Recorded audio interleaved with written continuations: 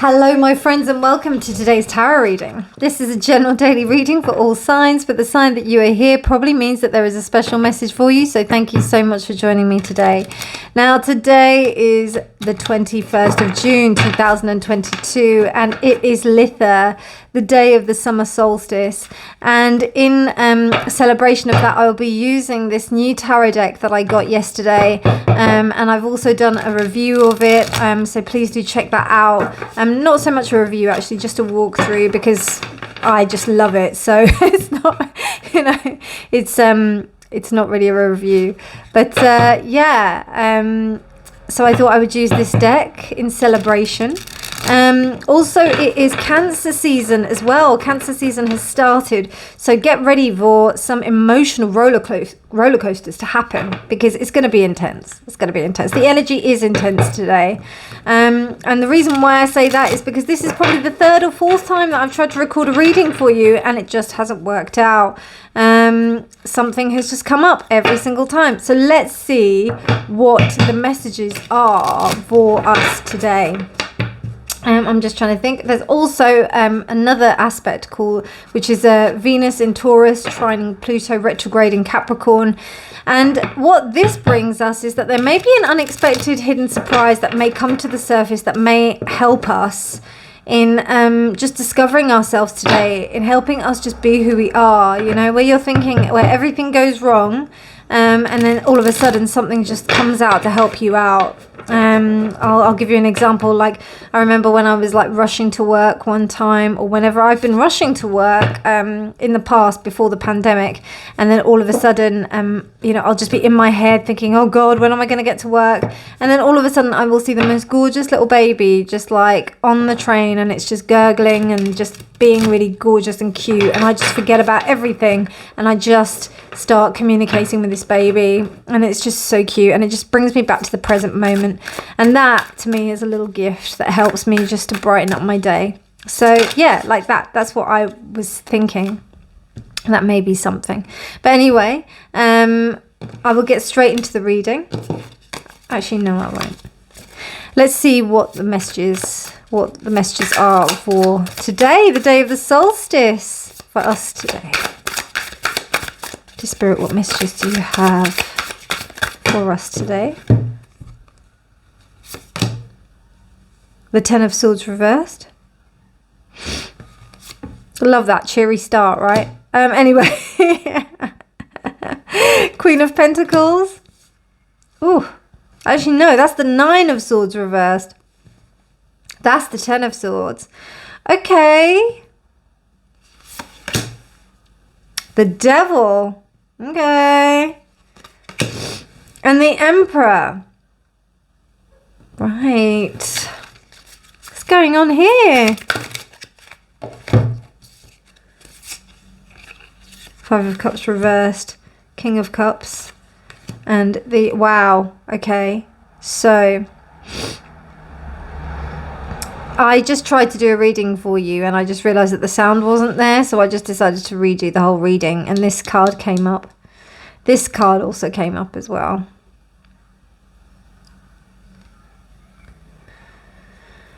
So, yeah, I mean, the same message, though, which is really interesting. But in this sense, there is a sense of getting over it. Excuse me, my friends. Hay fever abound. So, my loves, what I'm seeing here is there is this sense of holding on to something, but you're moving beyond it. The other reading was a little bit less nice in that respect, so this is probably the message, even though we do have two quite intense sword cards here. The 10 and look, oh wow, yes, and this was also the other way around. It was reversed, actually. Oh my God, okay, I'll take it. Okay, and then that's the same, right? Okay, no, I'll take these two, right? Okay, so we have a divine partnership here. It also could be some kind of temptation as well. I don't know. You know what I'm seeing really? There's a sense of, and it matches with this Five of Pentacles here. The grass is greener on the other side. And if someone is not adhering to your emotional kind of needs, you may be in a situation which is quite stable, it seems quite nice, it seems like you have what you need in this space, but then somebody else comes and they're able to provide some things for you that, you know, that maybe the other person isn't. I'll be specific. So I'm seeing, particularly with these two here, with the King and Queen of Pentacles, can you see that? Yeah. With the King and Queen of Pentacles, like you've got somebody, a partnership, two people that are together, and one of them, you know, they have some issues with the other. It's kind of like, you know, it's just long standing, and it's interesting how he's looking up and she's looking down towards that way, but the ram is looking that way. So it's interesting how I just feel like the emotional needs of one of the people are not being met properly, like. And almost it's like it's a fiery instinct. The ram is extremely like is the child of the zodiac. So it's almost like, you know, where that I just get the image of a little child running towards like somebody who's giving the cup, who's like, come on, come to me, you know, I can give you what you want, I can give you what you need. And the King of Cups is a very you know, emotionally stable character, but it is the kind of most afflicted out of all of the kings, because it is the one that's not in his element. He's in an element that is mainly female, and he is the king of it, and that's quite a difficult position to be in. Whereas but he is the one that is able to control his emotions, and maybe this King of Pentacles isn't able to display their emotions very much. Here you have a bull. So the bull is very different. It's something that's very determined, knows their own way, knows their own path, doesn't want to show anything, doesn't want to show any vulnerability. Whereas there's a sense of like, and I love these animals that are here. They're just, this deck is amazing. Go and buy it. Yeah, like you've got this walrus that's like it really loves the king here. This one, it's kind of like bowing below the king. It's like it's in reverence to the king. And you know, this ewe or this ram is kind of like going towards the sense of like, where is it that is going to give me the best? How am I going to be provided for in the best way? Which is kind of the way that, you know, the female works, you know, like that's how the species, like generally they look for who is going to provide the best for them. And I think there was almost like a kind of battle that was going on where you're trying to get something. Like it's almost like you're trying to like make a fish climb a tree, and there's an understanding that you're not going to get that from that. And this is why we've got this Four of Wands here. So there's this kind of sense of like disharmony that's happening here. Like it's, as I always see the Four of Wands as the lesser sun. So it's like, you know, if it's reversed, it's similar. So it's like the sun on a cloudy day. And particularly because we've got the devil here. The devil is the sense that, you know, there's this being tempted. There could also be another relationship on the cards here. No pun intended. There could be a sense of like, you know, maybe something else is blossoming. Maybe something else is coming across. Maybe something else is coming through as a result of this insecurity that's occurring here. Also this sense of maybe there's an ending of the relationship in its form, in a particular form. So therefore there's some kind of like stuff that's going on here.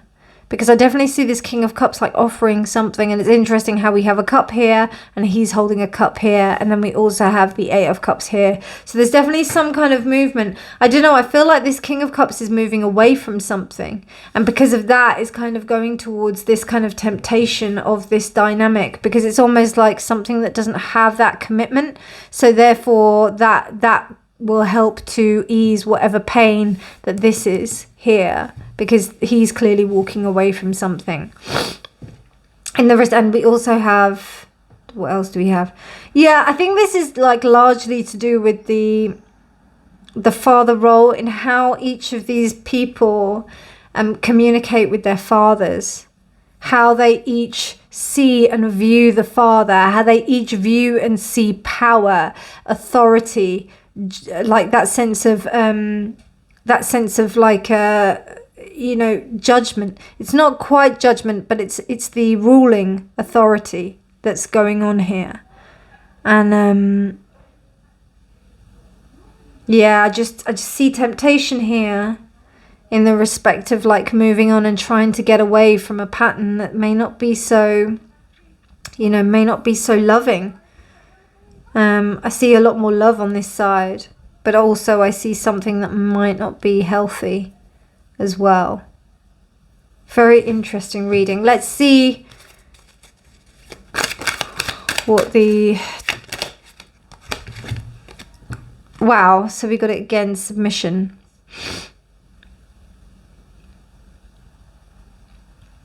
This is Venus in Pisces.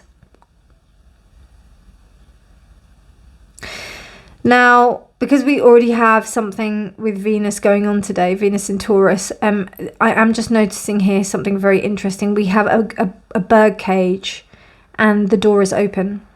So for me, that says that this is like there's a sense of imagining that you are trapped within a situation when you're actually not. It's almost like, and there's something about it that you know that it's not a trap. You kind of understand what it is. It's like, I know what's going on. I know what's happening here. I know how this is working for me. But I'm tempted to do some things that I normally wouldn't do, going back to old patterns, old behaviors, old things that make me feel comfortable. I could do that. Do you know what I mean?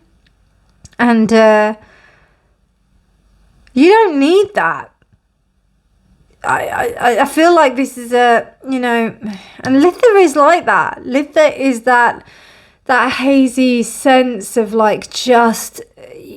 It's very pan-like energy. It's very devil energy, this festival and this time.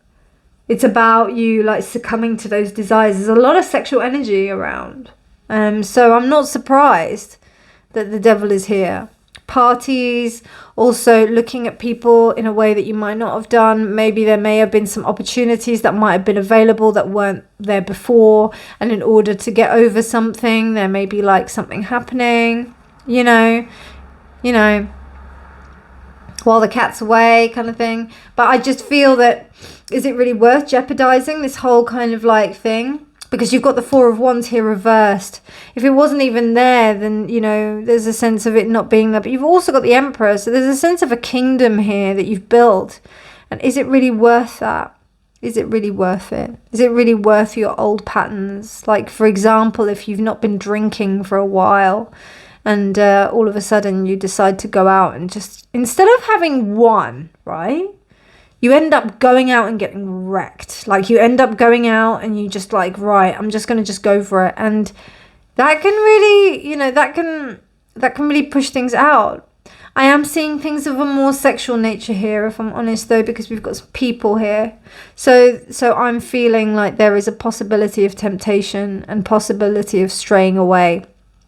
I don't see the Three of Cups here. So in terms of a third party situation, that might not be happening. But it's about your emotional needs that are being met. And sometimes if your emotional needs are not being met by one partner, then sometimes, you can go to other people to go and get that fulfilled.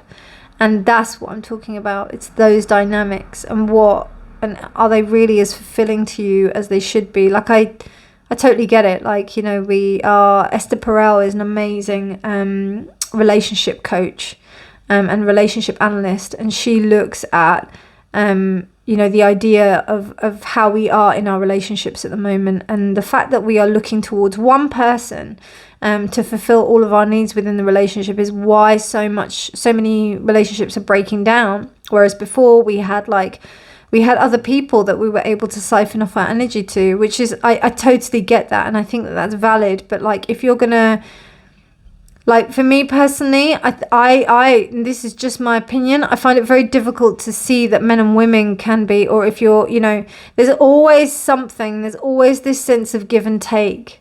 And there are plenty of videos on YouTube that like say about how men, you know, they being friends with a woman is a very difficult thing for them.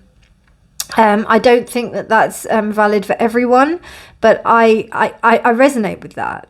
Do you know what I mean? Because I feel like there's something that has to be gained from that, and I just get that sense with these two. I feel like there's something that's brewing here, particularly with this you looking, this sheep looking at him like that. But anyway, you know, that's just my opinion. Okay, let's see what the messages from the angels have to say. Oh, you got two, my darlings. Wow. So you got angelic light body. And you got the orange spectrum. This is Svadhisthana. It's interesting though, it's there. Let me just double check, because I thought that would be Svadhisthana. Let me check what they are, my friends. So, my friends, wow, this is really interesting. So, this is Svadhisthana. This is like resonating with the idea of Svadhisthana. It's just like where this is placed in terms of her own design, because they're all the same on the cards. But this is about creation. This is about coming together. It may be some attraction that's going on within a relationship that may be like a kind of like a relationship that could be just a collaboration or something like that, or something that's just, you know, but the spark, it's about the spark that's created there, because that spark is coming, and that spark wasn't there before. And definitely with this energy of Litha.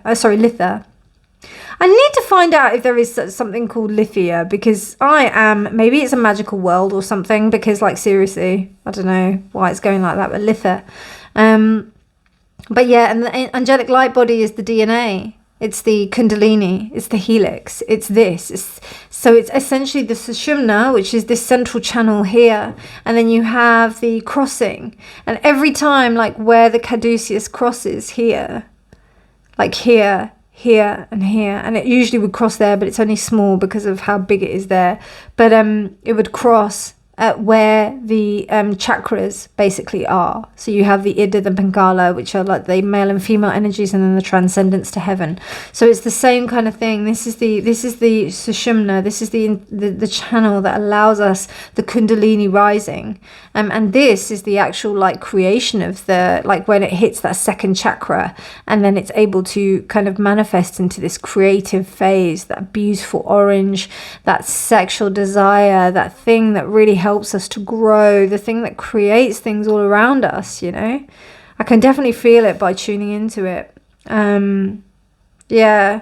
Also, I get a sense of rebound energy here as well, for those of you that are in relationships. So just be aware of that. But yeah, don't be a slave to it.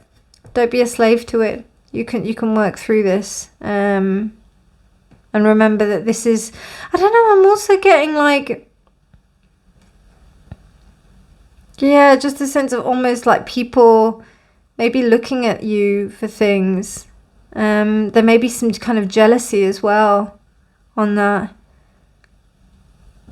Yeah, I mean, the King of Cups is not afflicted. I don't see afflicted, but I don't like this devil. And the devil is temptation, full on temptation. So, yeah, these energies are hot. Anyway, I hope you like this reading. What a pleasure to read with these incredible cards. I feel like I could just go even deeper into this reading because of these cards. They're just so beautiful. But if you did like this reading, please do like it. Please do subscribe for more videos. And happy solstice, my beautiful, beautiful beings. You're wonderful, and I'll speak to you soon. Bye.